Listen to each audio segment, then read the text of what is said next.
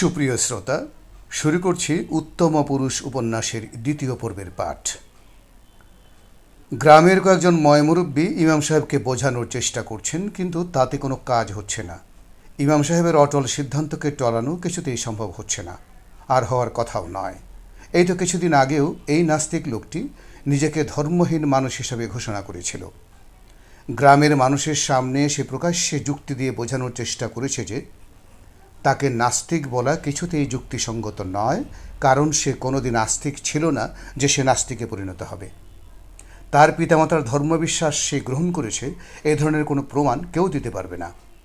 কোনো শিশুর জন্মের জন্য শিশুটি যেমন দায়ী নয়, ঠিক তেমনি পিতামাতার ধর্মবিশ্বাস গ্রহণ করতেও শিশুটি বাধ্য নয়। কোনো শিশুর উপর পিতামাতার ধর্মবিশ্বাস চাপিয়ে দেয়া এটি মস্ত বড় অন্যায়। এতে শৈশবের শিশুর স্বাধীন চিন্তায় হস্তক্ষেপ করা হয়, তার মুক্ত চিন্তার অধিকার ক্ষুণ্ণ করা হয়। শৈশবেই রুদ্ধ করে দেওয়া হয় শিশুর স্বাভাবিক বিকাশের পথ। নাস্তিক লোকটির পিতামাতা নাকি তার শৈশব এভাবে নষ্ট করার সুযোগ পায়নি, তাই সে যতদিন বেঁচে থাকবে ততদিন তার একমাত্র পরিচয় হবে সে মানুষ। কোনো ধর্ম পরিচয়ে সে বাঁচতে চায় না, সে বাঁচতে চায় শুধুমাত্র মানুষ পরিচয়ে। নাস্তিক লোকটির এই সমস্ত কথা স্পষ্টত ইসলাম দ্রোহিতা। মুসলমানের ঘরে জন্ম নিয়ে যে ব্যক্তি নিজেকে ধর্মহীন ঘোষণা দেয় সে আসলে মুরতাদ। একজন মুরতাদকে ইসলামী বিধানে দাফন কাফন করার কোনো সুযোগ নেই। ইমাম সাহেবের এই সমস্ত কথায় উপস্থিত সবাই সন্তুষ্ট। সবাই উপরে নিচে মাথা নাড়িয়ে ইমাম সাহেবকে সমর্থন জানায়। শুধুমাত্র উত্তরপাড়ার মন্নাস মিয়া হঠাৎ দাঁড়িয়ে বাসখাই গলায় আওয়াজ তোলে, ইমাম সাহেব অক করে ঠিক কথা কইছুন, এই নাস্তিকের জানাজা আমরা গ্রামে করণ যেত না, আমরা এই নাস্তিকের এই জানাজা পড়তাম না। আসলে এই নাস্তিকের লাশ হেলকুত্তা দেখাওয়ানি উচিত।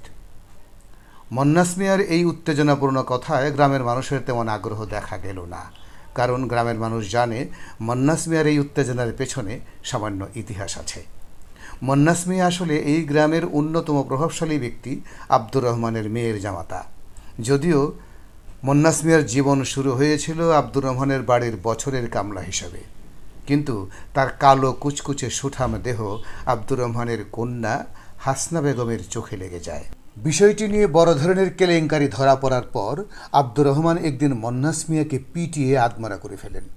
একদিকে মন্নাস মিয়া আদমরা, অন্যদিকে আব্দুর রহমানের কন্যা হাসনা বেগম তখন জিনে ধরা। জিন বারবার চিৎকার করে বলছে, মন্নাস মিয়ার সঙ্গে যদি হাসনা বেগমের বিবাহ না হয় তাহলে জিন এবারে বিরাট ক্ষতি করবে। শেষ পর্যন্ত আব্দুর রহমান জিনের ভয়ে মন্নাস মিয়াকে মেয়ের জামাই করেন। টুকটাক চুরি করার অভ্যাস এই মন্নাস মিয়ার আগে থেকেই ছিল। তবে ৭১-এর মুক্তিযুদ্ধের সময় পাশের গ্রামের হিন্দু বাড়ি লুট করে মন্নাস মিয়া বেশ টাকা পয়সার মালিক হয়ে যান। ৭১-এর পর মন্নাস মিয়া শুরু করেন এক অভিনব ব্যবসা। এই অঞ্চলের নিরীহ মানুষদের জমি জমা সে জাল দলিল তৈরি করে জবরদখল করে নিত। আক্রান্ত ব্যক্তি বাধ্য হয়ে কিছু নগদ অর্থ মন্নাস মিয়াকে দিয়ে তার নিজের জমি উদ্ধার করত। মন্নাস মিয়ার এই জাল জালিয়াতির ব্যবসার অন্যতম সহযোগী ছিলেন তারই শ্বশুর আব্দুর রহমান। অন্যের জমি জবরদখলের এই ব্যবসা করে মন্নাস মিয়ার যখন দারুণ সময় কাটছিল, ঠিক তখনই তার উপর নেমে আসে নিদারুণ এক আঘাত। হঠাৎ তার নামে একটি জাল জালিয়াতির মামলা হয়ে যায় এবং তার বছর তিনেক জেলও খাটতে হয়।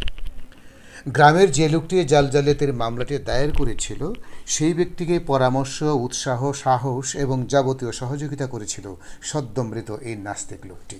তার এত বড় ক্ষতি করার জন্য নাস্তিক লোকটির উপর প্রতিশোধ নেওয়ার চেষ্টা মন্নাস মিয়া অনেকবারই করেছে, কিন্তু নানান কারণে তার সব চেষ্টাই ব্যর্থ হয়েছে। তার আজকের এই যে উত্তেজনা, এই উত্তেজনা আসলে সেই ব্যর্থতারই বহিঃপ্রকাশ।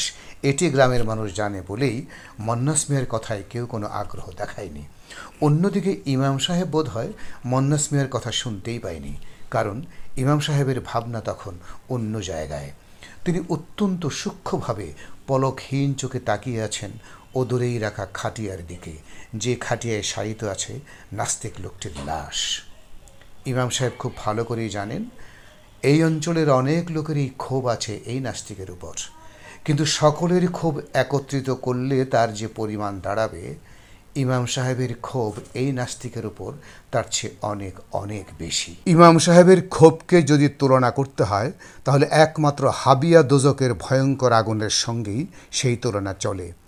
তিনি যদি এখন একবারই খাটিয়ার নিকটে গিয়ে তার অন্তরের সব আগুন এক ফুৎকারে বের করে দেন, তাহলে খাটিয়ায় রাখা এই নাস্তিকের লাশ চোখের পলকে পুড়ে ছাই হয়ে বাতাসে উড়ে যাবে।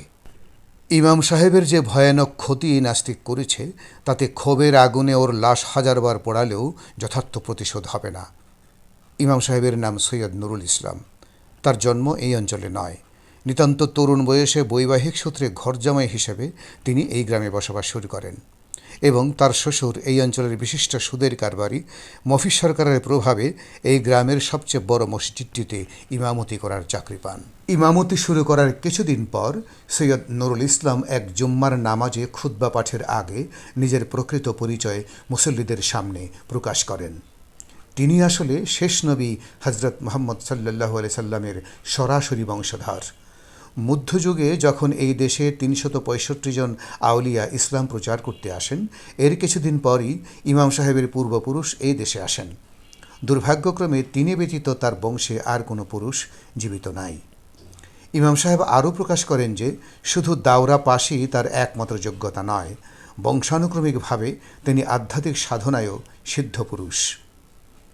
মসজিদের উপস্থিত মুসল্লিগণ তন্ময় হয়ে ইমাম সাহেবের কথা শোনেন।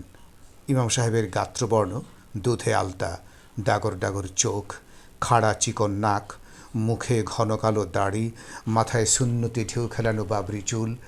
এমন রূপবান পরহেজগার সিদ্ধ পুরুষ দয়াল নবীর বংশধর হওয়ারই তো কথা। উপস্থিত মুসল্লিদের মাধ্যমে ইমাম সাহেবের এই পরিচিতি 10 গ্রামে খুব দ্রুতই ছড়িয়ে পড়ে। দূর দূরান্তের মানুষ এই মসজিদে নামাজ পড়তে এসে ইমাম সাহেবের অতি সুদর্শন চেহারার দিকে মুগ্ধ হয়ে তাকিয়ে থাকেন। দয়াল নবীর বংশধরের চেহারা মোবারক নিজ চোখে দেখাও তো বিরাট সৌভাগ্যের কথা। তার ইমামতিতে নামাজ পড়ার সুযোগ তো আল্লাহর খাস নিয়ামত। ইমাম সাহেবের কর্মপরিধি শুধু ইমামতিতেই সীমাবদ্ধ থাকে না। রোকে শোকে পানি পড়া, কোরআনের আয়াত পড়ে ফু দেওয়ার মতো দাওয়াই নিতে প্রতিদিনই প্রচুর লোক আসে মফিজ সরকারের বাড়িতে। ঝাড়ফুঁক কিংবা পানি পড়ার জন্য ইমাম সাহেব কোনো হাদিয়া নেন না। তবু মানুষ খুশি হয়ে যার যা খুশি তৌফিক মতো টাকা পয়সা দিয়ে যান। ইমাম সাহেব বছর দেড়েকের মধ্যেই শ্বশুরবাড়ির নিকটে 5 কাঠা পরিমাণের একটি জমি ক্রয় করে সেখানে নিজের বাড়ি করেন। ঘরজামাই থাকার অপবাদও তার এভাবেই ঘুচে যায়। বছর 3 মধ্যেই তিনি আরও একটি জায়গা ক্রয় করে সেখানে একটি মাদ্রাসা প্রতিষ্ঠা করেন এবং তিনি হন সেই মাদ্রাসার প্রধান হুজুর। এরই মধ্যে অতি রূপবান এক পুত্র সন্তানের পিতাও হন তিনি।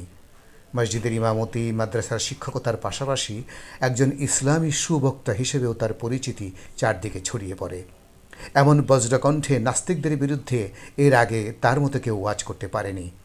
তার ওয়াজের প্রধান বিষয় থাকে নাস্তিকতা এবং বেশরীয়তীয় হারাম গানবাজনা, নাটক, সিনেমার বিরুদ্ধে জোরালো প্রতিবাদ। এই প্রতিবাদের ভাষা অত্যন্ত কঠোর। গানবাজনা, নাটক, সিনেমা, বাংলা ইংরেজি পড়াশোনা যারা করে তাদেরকে তিনি দায়িত্বহীন কণ্ঠে গালিগালাজ করেন। কোরআন হাদিসের রেফারেন্স দিয়ে তিনি তার ওয়াজে স্পষ্ট ঘোষণা করেন, স্কুল, কলেজ, বিশ্ববিদ্যালয়ে যেসব ছেলেমেয়েরা পড়াশোনা করে এদের দেহ মন হয় অপবিত্র, এদের চেহারা ছবি কদাকার হয়, কারণ শয়তানের ছাপ পড়ে এদের দেহ মনে। একমাত্র মাদ্রাসা শিক্ষাই হলো প্রকৃত শিক্ষা। মাদ্রাসা শিক্ষার মাধ্যমে দেহ মন সুন্দর ও পবিত্র হয়ে ওঠে। আল্লাহর এলেমের মাধ্যমে দুজাহানের সফল ও সার্থক জীবন পাওয়া যায়। একজন আধ্যাত্মিক ইমাম, সফল একজন শিক্ষক এবং বিশিষ্ট ইসলামী বক্তা হিসেবে যখন ইমাম সৈয়দ নুরুল ইসলামের খ্যাতি তুঙ্গ স্পর্শ করে, ঠিক তখনই এই নাস্তিক লোকটি তার জনপ্রিয়তার সাম্রাজ্যে ভয়াবহ এক দুর্যোগের সৃষ্টি করে। এই গ্রামের পশ্চিমপাড়ার প্রাইমারি স্কুলের অদূরে একটি ঘর আছে। এই ঘরটি গান বাজনার ঘর হিসেবে পরিচিত। প্রতিদিনই গ্রামের কিছু রসিক যুবক এই ঘরে বসে গান বাজনা করে থাকে। হারমোনিয়াম, তবল, একতারা, দুতারা, ঢোল, খোল, মন্দিরা এ সমস্ত বাদ্যযন্ত্রের ব্যবস্থা রয়েছে এই গান বাজনার ঘরে। বাদ্যযন্ত্র ছাড়াও বড় বড় 2টি আলমারিতে প্রচুর পরিমাণে বই রয়েছে পড়ার জন্য। এই নাস্তিক লোকটি নিজের টাকায় এই বইগুলো ক্রয় করেছিল। এই ঘরে এসে কেউ বই পড়ে, কেউ বাদ্যযন্ত্র বাজায়, কেউ বা গান করে এবং সপ্তাহে একদিন দূর দূরান্ত থেকে শখের শিল্পীদের এই ঘরে আমন্ত্রণ জানানো হয় গান গাওয়ার জন্য। সপ্তাহের এই দিনটিতে গ্রামে একটা উৎসবের আমেজ তৈরি হয়। সন্ধ্যা হলেই গ্রামের আবাল বৃদ্ধ বনিতা এই ঘরের সামনে উপস্থিত হয় গান শোনার জন্য। একদিন জুম্মাবারে হঠাৎ খুতবা পাঠের আগে ইমাম সাহেব এই গান বাজনার ঘরটিকে নাস্তিকের আকড়া বলে ঘোষণা দেন এবং অবিলম্বে এই নাস্তিকের আকড়া ধ্বংস করার জন্য মুসল্লিদের প্রতি আহ্বান জানান। ঠিক সেদিন রাতেই নাস্তিক লোকটি ইমাম সাহেবের বৈঠকখানায় হাজির হয়ে ইমাম সাহেবের সাক্ষাৎ চান। ইমাম সাহেব কেবল এশার নামাজ শেষ করে বাড়িতে ফিরেছেন, তবুও তিনি বৈঠকখানায় এসে উপস্থিত হন এবং তার আরাম কেদারায় বসে লোকটার দিকে জিজ্ঞাসু দৃষ্টিতে তাকান। তিনি কিছু বলার আগেই নাস্তিক লোকটি অত্যন্ত শীতল চোখে ইমাম সাহেবের দিকে তাকিয়ে খুব সাবলীল কণ্ঠে বলেন, গান বাজনা খুব খারাপ জিনিস, খুব বেশরীয়তি কর্ম, সেই জন্য আমাদের গান বাজনার ঘরটাকে আপনি ধ্বংস করতে চান, তাই না ইমাম সাহেব? কিন্তু তাতে আপনার সমস্যার সমাধান খুব একটা হবে বলে তো মনে হয় না ইমাম সাহেব। কেন হবে না জানতে চান? ধরেন আপনি মানুষের গান বাজনা বন্ধ করলেন, কিন্তু কোকিল, দোয়েল এবং আরও বেশ কিছু পাখি কিন্তু গান করে। এই পাখিগুলোকে বলা হয় গানের পাখি। আচ্ছা ইমাম সাহেব, গানের পাখির গান বন্ধ করার বা গান ধ্বংস করার কোনো তেলেস্মাতি কি আপনার জানা আছে নাকি? এই ধরনের অদ্ভুত প্রশ্নের জন্য ইমাম সাহেব মোটেও প্রস্তুত ছিলেন না। তিনি নিরুপায় চোখে নাস্তিক লোকটার দিকে তাকিয়ে তৎক্ষণাৎ নিজেকে সামলে নেন। তারপর রাশভারী কণ্ঠে বলেন, এসব নিয়ে আমি আপনার সঙ্গে বাহাস করতে চাই না। নাস্তিক লোকটি মৃদু হেসে বলে, আমার সঙ্গে বাহাস করার কোনো যোগ্যতা আপনার নেই ইমাম সাহেব। বাহাস করতে আমি আসিনি, আমি এসেছি আপনাকে জরুরি কয়েকটা কথা বলার জন্য, এবং আমার কথাগুলো বলার আগে একটু ভূমিকা করতে চাই। মানুষ হিসেবে কিন্তু আমি খুবই সাহসী। সাহসী হওয়ার প্রথম কারণ, আমি মানুষ হিসেবে সৎ। দ্বিতীয় কারণ, আমার যুদ্ধ আপনাদের মতো মহামূর্খদের বিরুদ্ধে। মূর্খদের বিরুদ্ধে যুদ্ধ করা কিন্তু খুবই ঝুঁকিপূর্ণ একটি কাজ। সাহসী না হলে এই ঝুঁকিপূর্ণ কাজটি করা যায় না। এখন আসল কথায় আসি। আমার কথাগুলো যদি আপনি স্বাভাবিকভাবে গ্রহণ করেন, তাহলে আপনার আমার মধ্যে আর কোনো বিরোধ থাকে না। আর যদি স্বাভাবিকভাবে গ্রহণ না করেন, তাহলে আজ থেকে আপনার সঙ্গে আমার বিরোধ শুরু হলো। দেখুন, আপনারা যারা ধর্মকর্ম করেন বা ধর্ম প্রচার করেন, আমরা কিন্তু আপনাদের কাজে কোনো বাধা দেই না। আপনাদের যেমন ধর্মকর্ম করার অধিকার আছে, ঠিক তেমনি আমাদেরও গান বাজনা করার অধিকার আছে। আমরা যেহেতু আপনাদের ধর্মকর্মে বাধা দিচ্ছি না, আপনারাও আমাদের গান বাজনায় বাধা দিতে পারেন না। চাইলেই আমরা একটা শান্তিপূর্ণ সহাবস্থান করতে পারি। আপনি যদি অশান্তি বা ঝামেলার সৃষ্টি করেন, তাহলে আমরাও কিন্তু হাত গুটিয়ে বসে থাকব না। আশা করি আপনি বুঝতে পেরেছেন যে আমি কী বলতে চাইছি।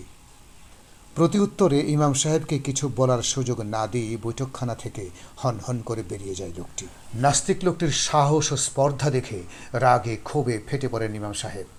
চিৎকার করতে পারেননি বলে থরথর করে কাঁপতে কাঁপতে উত্তেজনায় তার শরীর ঘেমে ওঠে। তার পরের জুম্মা বারেই তিনি সমবেত মুসল্লিদের উদ্দেশ্যে তীব্র ভাষায় আদেশ করেন নাস্তিকের এই আকড়াটি জ্বালিয়ে পুড়িয়ে ছাই করে দেওয়ার জন্য। ইমাম সাহেবের এই আকস্মিক আদেশে স্তম্ভিত হয়ে যান মুসল্লিরা। গান বাজনা খারাপ এই জিনিসটি তারা জানেন, হয়তো গান বাজনা বেশরীয়তি এটাও তারা মানেন, কিন্তু গান বাজনার এই ঘরটির প্রতি তাদেরও রয়েছে বিশেষ দুর্বলতা। সারাদিন খাটাখাটির কাজ করার পর রাতের বেলা গান বাজনা শুনতে তো বেশ ভালোই লাগে। হতে পারে গান বাজনা শরীয়ত বিরোধী, তাই বলে এই ঘরটিকে পুড়িয়ে দেওয়ার মতো দুর্ঘটনা ঘটুক এমনটি আশা করেননি সময়মত মুসল্লিরা। ইমাম সাহেবের চতুর শ্বশুর মফিজ সরকার মসজিদে উপস্থিত ছিলেন। তিনি মুসল্লিদের মনোভাব খুব দ্রুতই বুঝে ফেলেন এবং জুম্মার শেষে ইমাম সাহেবকে ডেকে নিয়ে খুব গোপনে বুঝিয়ে দেন যে গানের ঘর নিয়ে এতটা উত্তেজিত হওয়ার প্রয়োজন নেই। ইমাম সাহেব এই পরামর্শ মেনে নিলেও নাস্তিকের বিরুদ্ধে কথা বলা বাড়িয়ে দেন। প্রায় প্রতিদিনই নাস্তিকের বিরুদ্ধে নানান ওয়াজ করতে থাকেন। প্রায় প্রতিদিনই তিনি নাস্তিকের বিরুদ্ধে বিভিন্ন বিষোদ্গার করতে থাকেন। তার মতো একজন বিখ্যাত ব্যক্তি সামান্য একটা নাস্তিকের কাছে পরাজিত হবেন, এটা তিনি ভাবতেই পারেন না। যতদিন যেতে থাকে তার প্রতিহিংসা এবং ক্ষোভ বাড়তেই থাকে নাস্তিকের বিরুদ্ধে। এশার নামাজের পরপরই যখন গানের ঘর থেকে সুর ভেসে আসে, সেই সুর ভাসতে ভাসতে যখন ইমাম সাহেবের কানে প্রবেশ করে, তখন ক্ষোভে উত্তেজনায় তার শরীরে মৃদু কম্পন দেখা দেয়। এই পরাজয়ে তিনি কিছুতেই মেনে নিতে পারেন না। যে করেই হোক নাস্তিকের এই গানের আখড়া তিনি ধ্বংস করবেনই।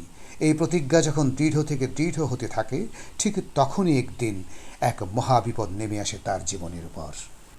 ইমাম সাহেবের এই মহাবিপদ সম্পর্কে জানতে হলে আমাদের অপেক্ষা করতে হবে উত্তম অপরুষ উপন্যাসের তৃতীয় পর্বের জন্য।